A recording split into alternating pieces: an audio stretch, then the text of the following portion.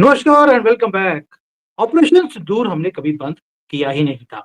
अब under operation सिंदूर जो continue किया है उसमें हमने पहला ड्रोन अटैक किया।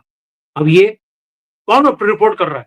ये रिपोर्ट कर रहा है पाकिस्तान खुद कि भाई वहां पर अनआइडेंटिफाइड अननोन ड्रोन ने खैबर के जो एरिया है वहां पर जबिहा मेला के अंदर एक एरिया है वहां पर ड्रोन अटैक किया है और इनके बड़े बड़े कॉकरोचों को हमने मार दिया। अननोन गनमैन सुने थे, अननोन ड्रोन भी अब आ गए। अब एक तो ये चीज आ गई। दूसरी न्यूज ये आई कि जो अफगानिस्तान है उसकी धरती से ये ड्रोन आए थे और उन्होंने अटैक किया था। तीसरा न्यूज ये था जो पाकिस्तान खुद रिपोर्ट करता है कि भारत का C-130 कार्गो प्लेन अफगानिस्तान पहुंचता है और वहां जाकर कुछ लेकर आता है। लेकर क्या आता है?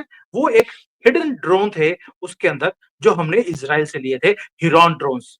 ये वो ड्रोन है, मैं बाद में समझाऊंगा कि इसकी कैपेबिलिटी क्या है। अब इन सारी चीजों को हम जोड़ते हैं तो आपको पता लगेगा कि हमने किया क्या। मजा आ जाएगा आपको आज की वीडियो सुनकर। और हल्ला नहीं है कहीं भी, कुछ भी है, लेकिन हमने काम कर लिया। क्यों किया? वाई दिस एरिया, वहां पर किसको मारा, ये बड़ा इंपॉर्टेंट है। दोस्तों पहली बात ये है कि यहां पर कुछ लोग लोग नहीं थे, इनके कुछ कॉकरोच आइसिस के, वो वहां मिल रहे थे। ये वो लोग थे जिन्होंने जो दिल्ली में ब्लास्ट हुआ उसका उसको मास्टरमाइंड थे वो लोग। और ये जो ब्लास्ट था दिल्ली में, मैं पहले भी बोला आपको, दोबारा बोलता हूं, हमारी इंटेलिजेंस एजेंसीज ने भी बोल दिया वो एक्सीडेंट था। या जितना भी इनका 99% मटेरियल था वो ऑलरेडी हम कैच कर चुके थे। वी न्यू कि ये लोग वहां जा रहे हैं। वहां पे जो लोग थे, ये जो 2-3 डॉक्टर थे जो वहां जाकर ये ट्रांसपोर्ट कर रहे थे मटेरियल को, जब उन्होंने देखा कि सामने सिक्योरिटी गार्ड्स सामने खड़े हैं इनको पकड़ने के लिए, उन्होंने वहां पर ब्लास्ट कर दिया। अब आते हैं कि जब वो सब कुछ हुआ, हमारे इंटेलिजेंस एजेंसीज को पता लग गया था कि इसके मास्टरमाइंड कौन है। उनको बहलाया करे, फुसला कर, जो जबिया का मेला एरिया है खैबर पख्तूनख्वा के एरिया में, वहां पर बुलाया गया। क्यों? उनको ये एहसास दिलाया कि भाई भारत में हम जो बहुत बड़ा अटैक करने वाले थे वो हुआ नहीं है। तो इसलिए दोबारा से मिलना जरूरी है। वहां भी मिलेंगे, वहां पे दोबारा प्लानिंग करेंगे भारत में अटैक कैसे करना है। तो उसमें स्टोरी ऐसे लगेगी जैसे कि कोई हॉलीवुड का स्टाइल का कोई कवर्ड ऑपरेशन है, कोई हॉलीवुड की कोई मूवी चल रही है और भारत ने कैसे हंट डाउन किया है इन सारे ऑपरेटर्स को, जो पाकिस्तान भी देख नहीं पाया, ना ये उग्रवादी देख पाए कि हुआ क्या है उनके पास। दोस्तों जो दिल्ली में हुआ वो रैंडम नहीं था। जो इन्होंने अटैक किया बहुत बड़ा डीपली प्लान्ड एक अटैक था। अटैक मतलब कि अटैक करने की प्लानिंग थी। और ये कोई टिपिकल टेररिस्ट नहीं है, ये मेडिकल ऑपरेशन करते थे, मेडिकल प्रोफेशनल्स थे वो। और ये एनक्रिप्टेड चैट रूम्स को यूज कर रहे थे, नॉर्मल व्हाट्सएप नहीं यूज कर रहे थे। यानी कि उनको मालूम था कैसे सिक्योरिटी एजेंसी से बचना है, कैसे अपने ऑपरेशन को अंजाम देना है, लेकिन हमने फिर भी पकड़ लिया।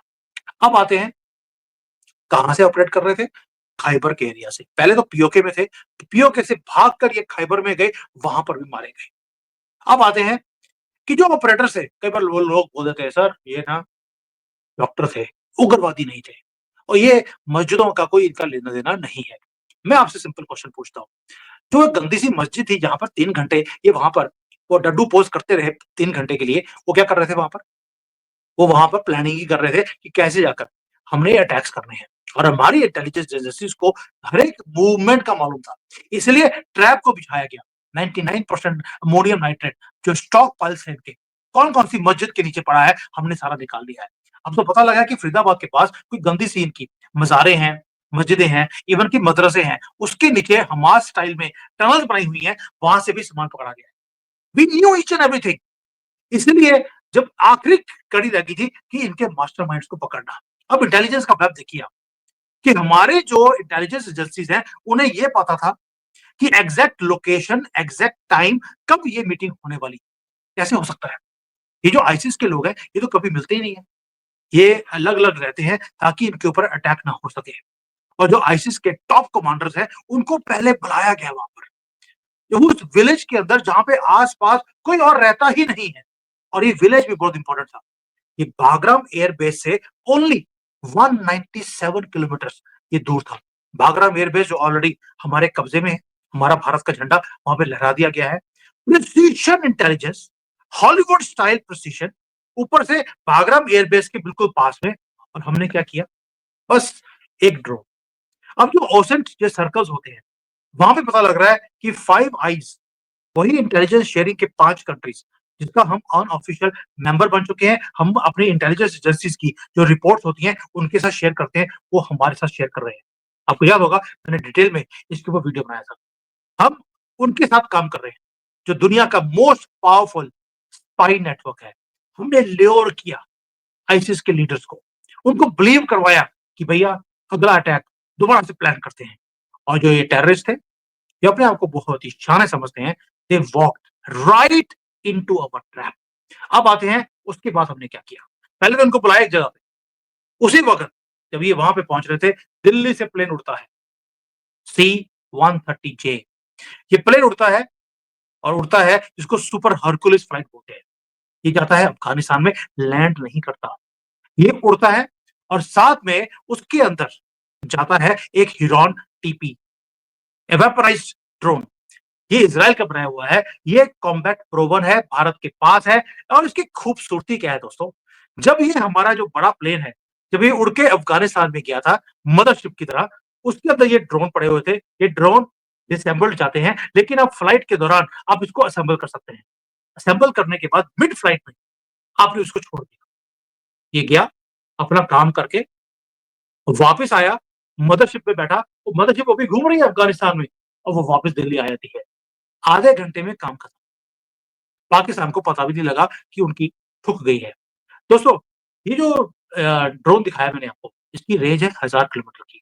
40 घंटे ये हवा में उड़ सकता है। हमें 40 घंटे की ज़रूरत नहीं पड़ी। 40 मिनट में काम खत्म किया और वापस घर को आ गए। Safe and sound. और ये जो बागराम एयर बेस है, उसके ऊपर ही घूमता रहा क्योंकि बेस हमारे कब्ज़े में है। हमारे लिए बच्चों का खेल था ये। इसलिए बोल रहा हूँ कि जो ये साइलेंट हंटर है, ये हमने यूज़ किया। क्यों? क्योंकि कुछ हमें पता था। पहली बात ये, इसकी जो रेंज है, हाइट, वो 45,000 फीट के ऊपर वो उड़कर वो काम करता है। पाकिस्तान की जो रडार की कैपेबिलिटी है, वो इतनी हाइट पे वो देख ही नहीं पाती। भई इनकी जो हाइट की जो है ना डिस्टेंस है, वो गधे की जो लेंथ होती है, उतने ऊपर ये देख नहीं पाते। बस वहीं तक जाती है जहाँ पे गधे की पूँछ और उसका सर, जहाँ पे सींग लगे होते हैं इनके, गधे के, बस वहीं पर इनकी रेंज है। उसके बाद इनको दिखता नहीं है। हमने तो 45,000 फीट के ऊपर ड्रोन खड़ा किया हुआ था। इनकी एयर डिफेंस सिस्टम्स नॉन एक्जिस्टेंट थे। पाकिस्तान की मिलिट्री वो डिटेक्ट ही नहीं कर पाई। पहली बात ये, इनके पास कैपेबिलिटी नहीं है। दूसरा, जो रिमोट एरियाज़ हैं खैबर के जहाँ पर इनको बुलाया गया, वहाँ पर एक भी इनका एयर डिफेंस सिस्टम अवेलेबल नहीं है। और जो सिस्टम अवेलेबल है, HQ-9 एंड ऑल, उनमें से काफ़ी तो हमने डिस्ट्रॉय कर दिया है ऑपरेशन सिंदूर में। और जो है भी हैं, वो पेशावर जैसी सिटीज़ को या इस्लामाबाद, कराची को, उसको प्रोटेक्ट करने में इन्होंने लगाया हुआ है। चलते तो वो है नहीं क्योंकि वो चाइनीज़ मेड है। और ये आइसोलेटेड माउंटेन विलेजेस के अंदर, जहाँ पर हिरन जिसको एक ये ड्रोन है, इसको घोस्ट बोलते हैं। साइलेंटली, इनविजिबली, लीथल वेपन्स की तरह इन्होंने काम किया। और करवाया किसने? अब यहाँ पे आती है ब्यूटीफुल एक बंदे का नाम और उसका उसका पूरा नेटवर्क। उसका नाम है पराग जैन। मैं कि मुझे लोग बोलते हैं कि बड़े जैन साहब वो और तुसी छोटे जैन साहब। अब आते हैं कि बड़े जैन साहब ने क्या किया? ये भारत के रॉ के चीफ हैं। ये farmer head of aviation research centre. दोबारा बोल रहा हूँ, एविएशन रिसर्च सेंटर का मतलब है जितने भी ड्रोन्स हैं भारत के, वो इसकी कमांड के अंडर आते हैं। और ये पाकिस्तान का स्पेशलिस्ट भी है, इसलिए इसको रॉ का चीफ बनाया गया है। शांत आदमी है बिल्कुल मेरी तरह। और ये ऑपरेट करना चाहते हैं कि हिरॉन जो ड्रोन्स हैं उनको ऑपरेट कैसे करना है। सी गार्डियन के जो हमारे ड्रोन्स हैं वो इनके अंदर आते हैं। इवन की जो स्टेल्थ प्लेटफॉर्म्स हैं वो भी हमारे जैन साहब के हाथों के नीचे हैं। अब ये वेपन्स वो हैं जो डिजाइन किए गए हैं एक ही पर्पस के लिए, surgical deep strike in Pakistan territory.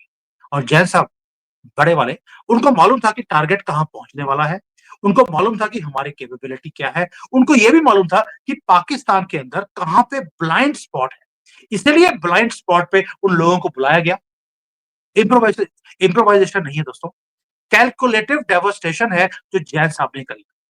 और रिजल्ट आपके सामने है। आईसिस की टॉप लीडरशिप जो पाकिस्तान में प्लान कर रही थी भारत के ऊपर अटैक करने की, उड़ा दी गई। और जो आईसिस के कमांडर गैदर हुए, उनको लगा यार खैबर के इतने छोटे रिमोट एरिया में वी आर सेफ, बट हम तो 40-45 हजार की फीट के ऊपर हम उड़ रहे थे। टारगेट किया, वेट किया, वॉच किया and boom, direct hit.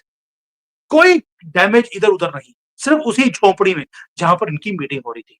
Masterminds of Delhi blast eliminated in just few seconds. कोई क्लेम नहीं किया हमने, कोई प्रेस रिलीज नहीं, कोई डिप्लोमेटिक नॉइस नहीं। बस पाकिस्तान वाले बोल रहे हैं यस एक प्लेन आया था C-130। पाकिस्तान क्लेम कर रहा है, हम नहीं बोल रहे। अनआइडेंटिफाइड ड्रोन्स आए और उन्होंने स्ट्राइक्स करी इनके खैबर के एरिया में और कुछ लोग मारे गए। और तीसरी तरफ से न्यूज आती है कि अफगानिस्तान वाले बोल रहे हैं कि अफगानिस्तान की तरफ से ड्रोन आया। किसका था? ये उन्होंने क्लेम नहीं किया। बाकी मैंने आपको बता ही दिया है। दोस्तों, life is going on silently in India. लेकिन भारत की एक नई रियलिटी है जो मैं आपके सामने रख रहा हूं। जिन्होंने प्लान किया टेरर को हमारी धरती के ऊपर, वो दुनिया में कहीं भी बैठे हों, किसी भी झोंपड़ी में बैठे हों, we know how to eliminate.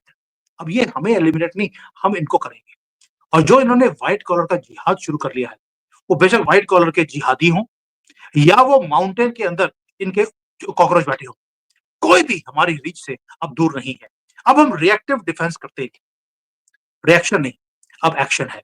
We are taking things in our hands. This is the new age of remote, जो जैन साहब के हाथ में है। हम रिमोट चलाते हैं ड्रोन को और वहां से अटैक करते हैं। और यही है नया भारत, और ये है जैन साहब वर्किंग टू प्रोटेक्ट। भाई मैं पहले बोलता हूँ हमेशा कि 2002 में जैनी ही थे जो गुजरात में। 2002 याद है ना आपको? जैनियों ने ही गुजरात को बचाया था। आज बड़े जैन साहब भारत को बचा रहे हैं। And this is not about Jains, please. अब आप में से कई सेकुलर हिंदू आ जाएंगे, ओ तुसी जैन जैन करी जाते हो। नहीं, जैनी भी जो है वो सनातनियों से कम नहीं है। We are Sanatanis only. Original owners of Bharat is Sanatanis and we are getting our country back from this illegal jihadis जो भारत में 1947 से रह रहे हैं।